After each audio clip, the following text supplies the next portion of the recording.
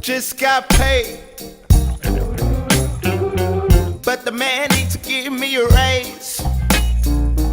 Need to work, cause if I don't, I'm gonna hurt. Lost my mind. Então, pessoal, precisamos tratar sobre preconceito de classe, ou mais precisamente sobre por que brasileiro tem horror a pobre, até o próprio pobre.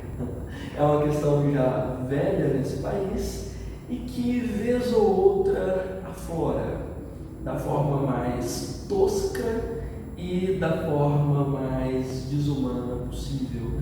Acho que a última manifestação dessa construção social perversa apareceu no discurso do ministro da Economia a respeito das idas, parece que não autorizadas, das empregadas domésticas brasileiras à Disney, né? Vocês devem se lembrar disso, e da forma como isso sinalizou uma, vamos dizer, determinação de classe, ou entendimento de que determinadas classes do país devem se comportar de tal ou qual forma. E essa construção já é velha por aqui.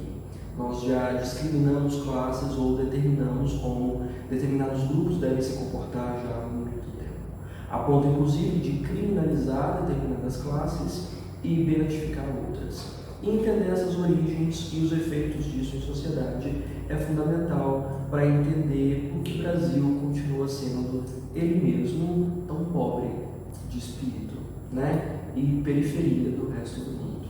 Bom, uma das primeiras questões vinculadas a esse, digamos, preconceito de classe está vinculada ao nosso processo de colonização.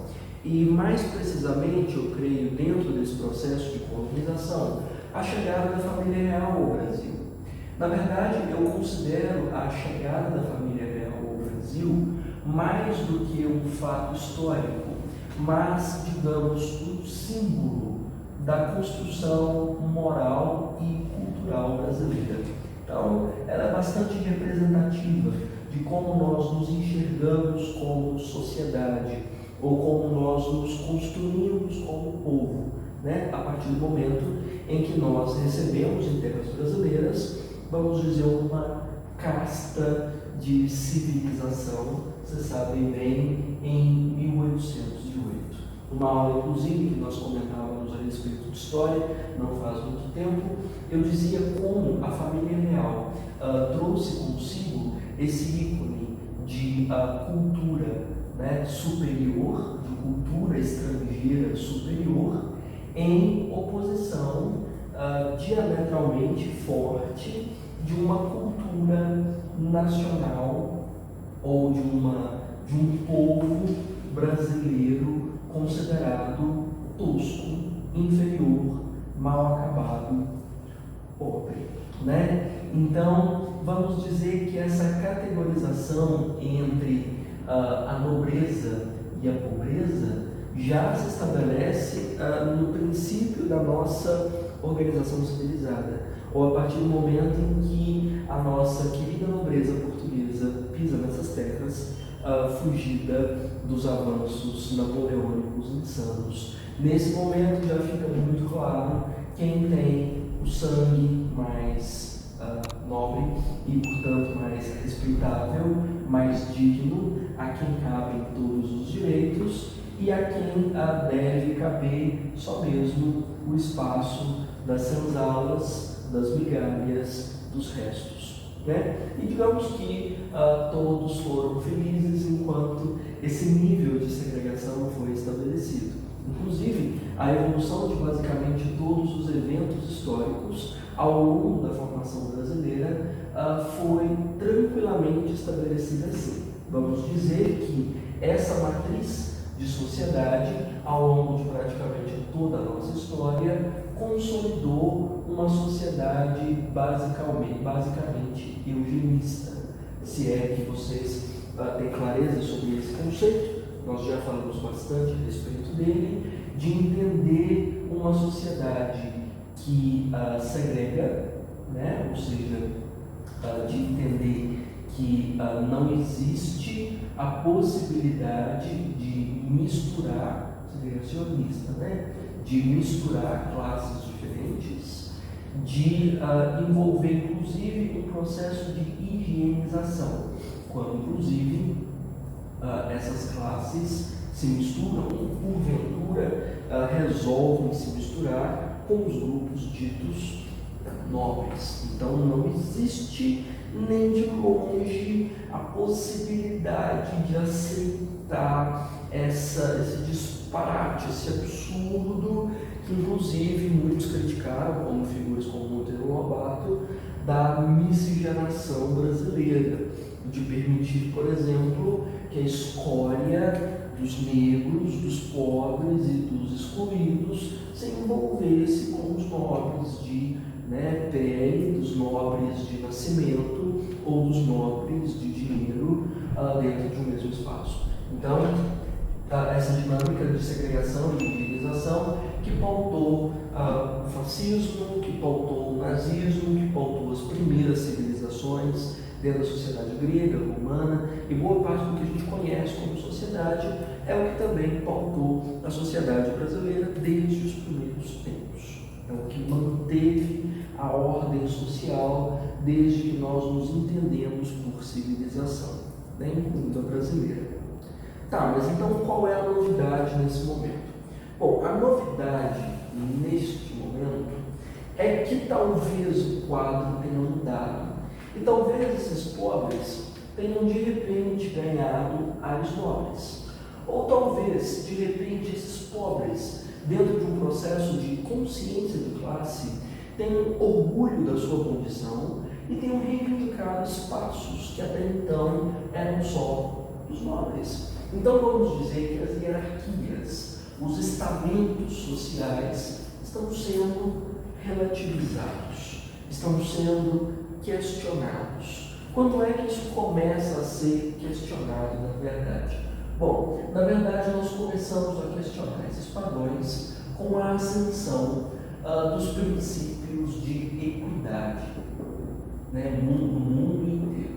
A partir do momento que se começa a falar sobre equidade, sobre cidadania e sobre a possibilidade de se construir regimes democráticos dentro de boa parte das nações ocidentais, esse modelo de segregação, de higienização, de, digamos, construção classicista, começa a não mais ter sentido, principalmente porque ele afronta brutalmente a dinâmica de direitos humanos. Vocês sabem bem disso. Construir essa divisão é, no mínimo, vamos dizer, desrespeitoso, para não dizer mais do que isso. Então, esses valores começam a cair profundamente em declínio.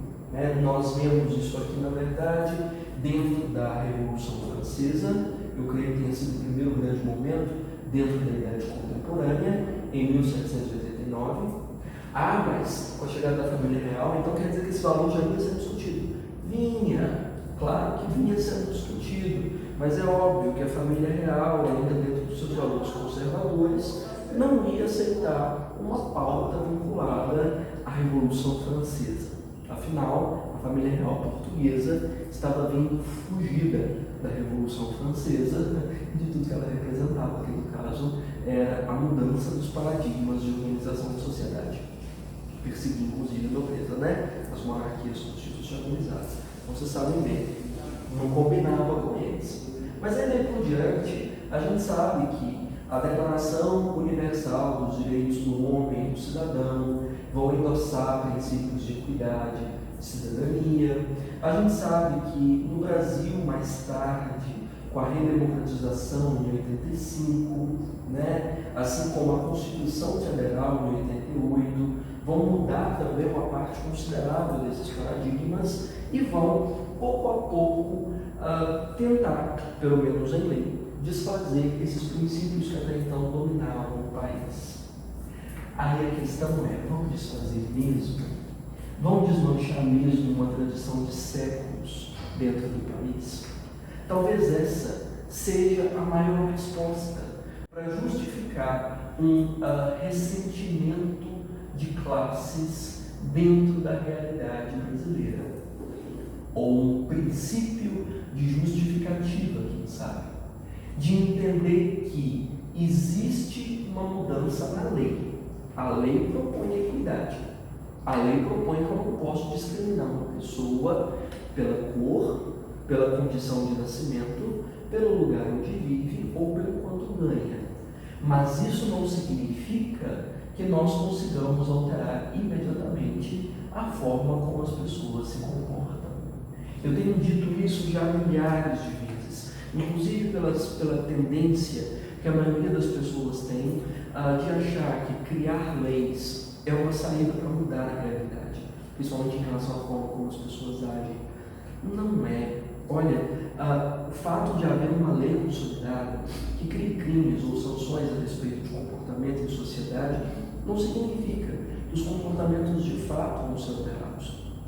A lei não significa que vá haver uma mudança instantânea de comportamento, até porque no meio do caminho nós temos ainda a força da tradição, nós temos ainda a força dos moralismos, né, construídos ao longo da história, né? Nós temos a força ainda do que eu falava há poucos dias a respeito de ética, vinculado aos contratos sociais menores, vinculados à religiosidade, às tradições, aos maniqueísmos. Então não muda assim fácil. A lei é superficial comparada a essa profundidade de construções sociais. Então significa que, no fundo, nós ainda temos uma sociedade que é meio, vamos dizer, Dom João VI, que tinha horror à pobre, meio cacotis. No fundo, nós ainda temos uma sociedade que se vê polarizada entre uma classe nobre e uma classe pobre. Nós ainda vemos gente que vê com desprezo, com asco, com nojo quem vem das favelas e que considera que tudo que venha dessas populações como algo realmente inferior, desprezível, a ponto de ser, como os anos, né, da base da formação brasileira, dignos de serem desinfetados, segregados, porque são imundos, estão sujos, né, com esse lixo da pobreza, com a doença da pobreza. Então você não apaga a história com 2 ou 3 pequenos séculos de ideologias construídas em uma revolução. Significa que essa ascensão dos princípios de equidade, ou o que a Revolução Francesa fez, ou mesmo o que a redemocratização brasileira, junto com a Constituição Federal, fez, são ainda muito pouco comparado ao que há de força de construção de comportamento ao longo de tantos anos, de tanta história, de tanta, vamos dizer, defesa de um modelo segregacionista, certo? Então, isso ainda é mais forte. E eu venho dizendo bastante sobre como esses contratos sociais menores hoje têm tido muito mais espaço do que o contrato social maior, que é o que a lei estabelece. Então, hoje, uma tradição histórica tem muito mais força do que a lei. Eu sei que isso é uma inversão da lógica, é uma inversão da norma, mas é o que vigora em sociedade, não tem como discordar disso, né?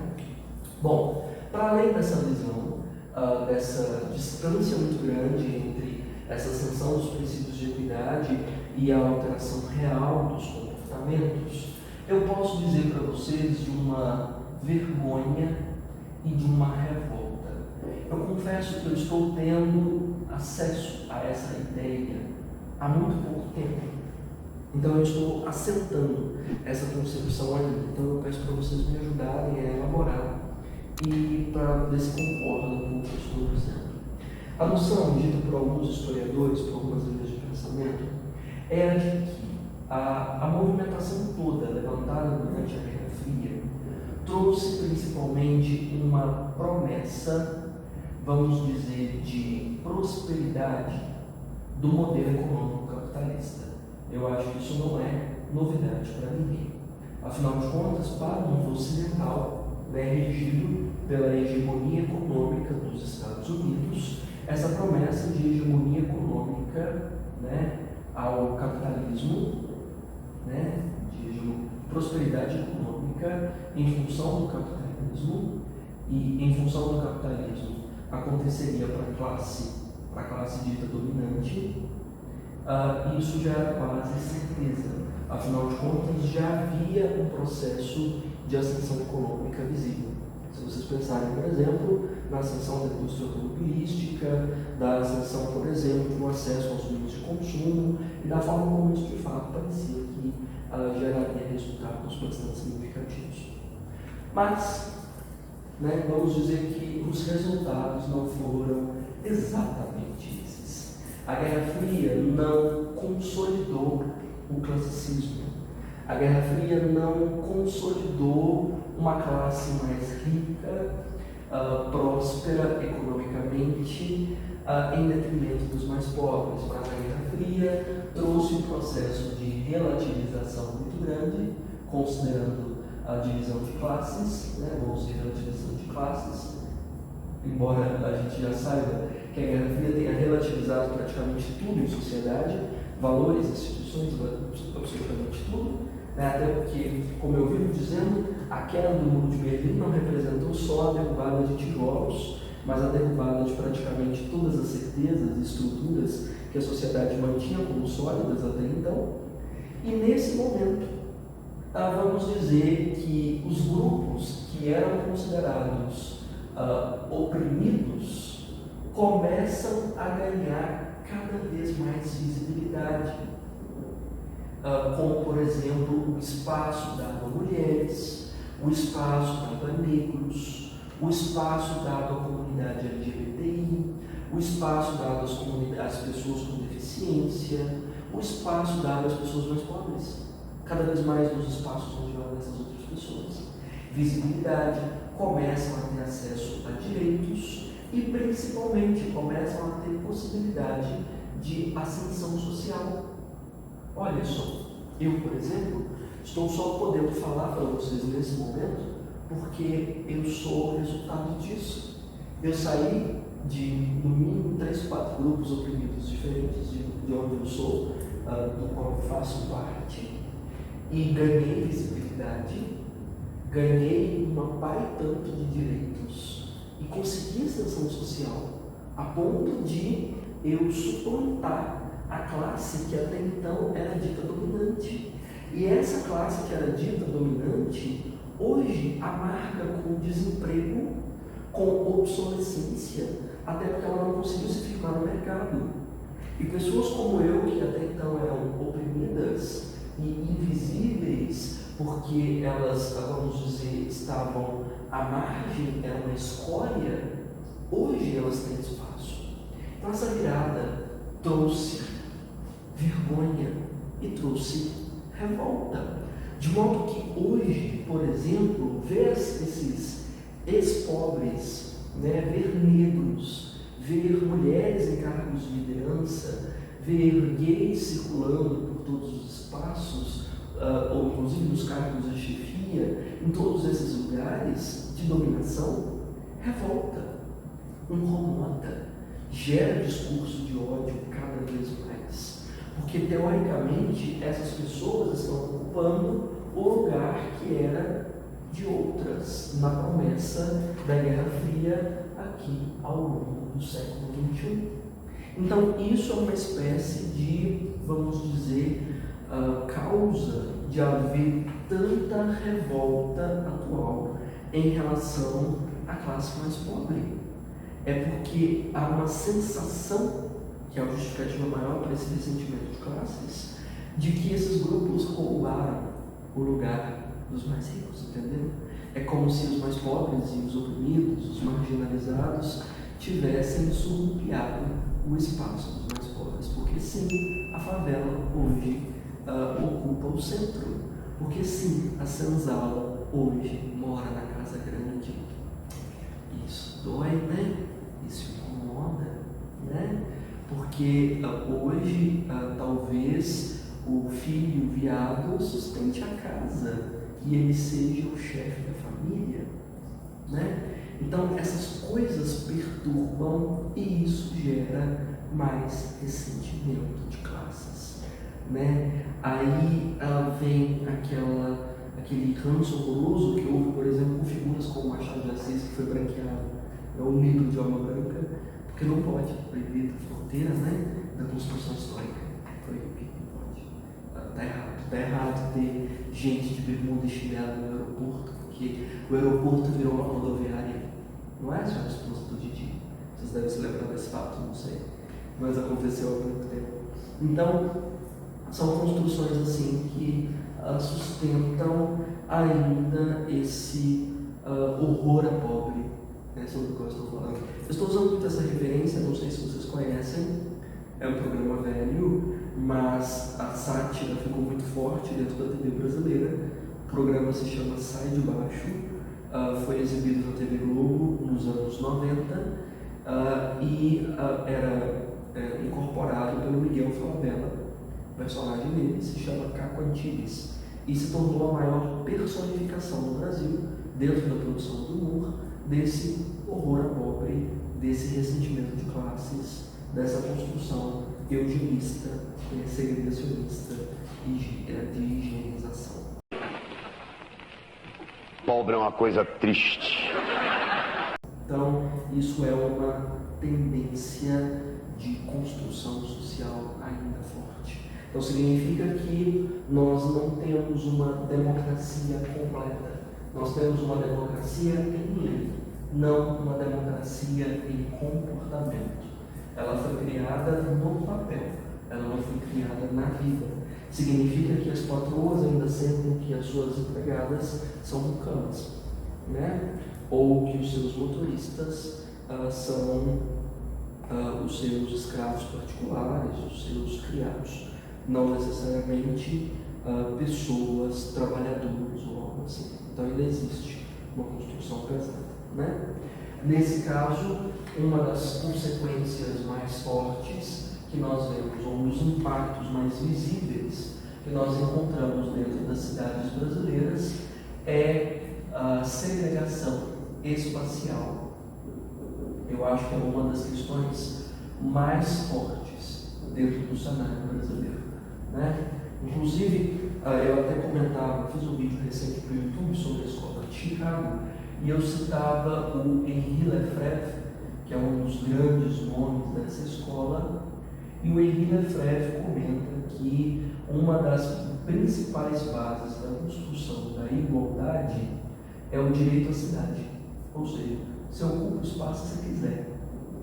Você circula sobre as ruas ou as praças das avenidas, os shoppings que você quiser.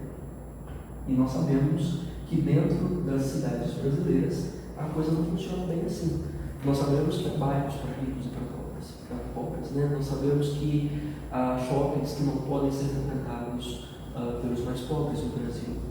Nós sabemos que há espaços onde nem todas as pessoas são bem-vindas, ou espaços onde as pessoas podem ser revistadas, paradas ou autuadas pelo simples fato de existirem. Então, essa segregação, ainda em função do espaço urbano, de não haver direito à cidade, é um dos maiores ícones de segregação no espaço brasileiro. Tanto da questão de não haver direito à cidade, baseado no Lefebvre, quanto o processo galopante de gentrificação dentro do espaço urbano, que é discutido pela Ruth Glass. Para quem ainda não lembra o que é gentrificação, é o processo de hipervalorização imobiliária das cidades, de as casas, condomínios, apartamentos, lotes ficarem cada vez mais caros, a ponto de expulsar as populações que vivem ali dessas regiões, que elas não conseguem viver. Isso é uma forma de segregar, ou seja, as regiões estão caras porque elas têm serviços feitos para os mais ricos e conviver com a população feia e pobre não é o ideal. então expulsam. E aí isso gera um processo de marginalização cada vez maior, que culmina em problemas de violência, de mobilidade urbana, né, de déficit habitacional. Muita gente não tem nem condição de pagar uma moradia longe dos espaços de trabalho, por exemplo. Então, processo caótico. Né? Além do processo de segregação espacial, nós podemos considerar que a violência contra os mais pobres é também uma das consequências mais imediatas desse preconceito de classes. Vamos dizer que é uma espécie de criminalização da pobreza. Ser pobre no Brasil é crime em várias camadas. É crime porque, se você é pobre, você já é criminoso até que se prove o contrário. Né? Vamos confiar que você está roubando as lojas, vamos confiar que você esteja armado, que você esteja traficando, ou que você esteja mal intencionado de alguma forma. Né?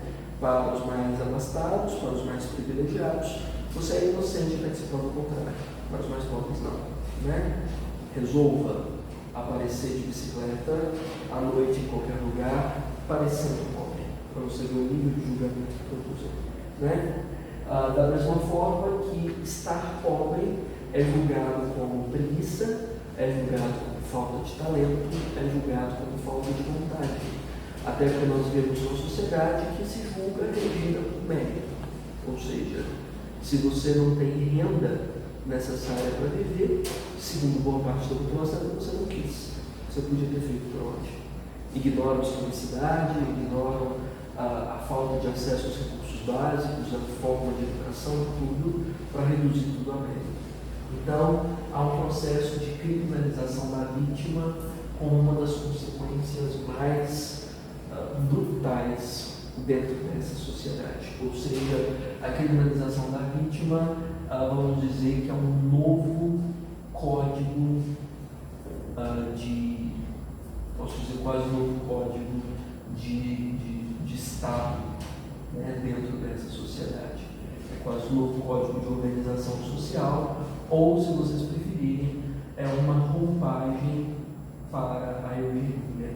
A gente ainda é eugenista, a gente só trocou a aparência.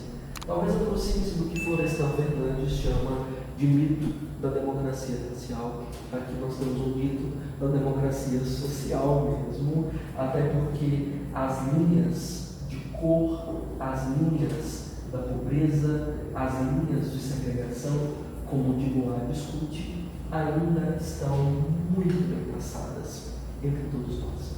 Né? Estão muito bem estabelecidas. Aí de resolver cruzar é o criminoso. Né? Então, o maior crime do pobre é, vamos dizer, não acatar as normas de, vamos dizer, permanecer no seu espaço de pobreza. Quem ainda não assistiu ao Parasita, o filme coreano premiado no Oscar, faça isso urgentemente, para entender linhas de cor, para entender mito de democracia, para entender roupagens de eugenia, para não compreender melhor por que nós ainda somos uma colônia. Certo? Então, é um quadro horroroso, preconceituoso, podre, porque a sociedade fede, né? E a nossa piscina ainda está cheia de ratos, agora com o coronavírus, né? Então, a situação é ainda calamitosa. E não havendo, né, um estabelecimento de uma mudança de comportamento, o contrato social no papel não resolve absolutamente nada. Uma pauta de saída em torno desse assunto deve partir inicialmente de esclarecimento. Nós precisamos parar de fingir que não existe o preconceito, para que de fato ele se resolva. Na verdade, o tempo todo, eu já repito isso há algum tempo, enquanto nós ignoramos o elefante na sala, nós não conseguimos de fato expulsá-lo. Então é preciso admitir que o problema existe, que existe de fato um preconceito social muito grande, que esse ressentimento de classes é a marca da formação dessa sociedade, para que nós de fato consigamos combater esse processo. E esse esclarecimento, dentro das instituições sociais, dentro das escolas, é a matriz disso, certo? Espero ter sido claro, espero as dúvidas caso surjam, certo? E já tem mais material para vocês. Até breve. Lost my mind with my baby trying to find some loving. I need to provide for my woman. I am on a whole nother level. Girl, he only fucked you over cause you let him. Girl, I guess he didn't know any better. Girl, that man didn't show any effort. Do all I can just to show you you're special. Certain it's your love that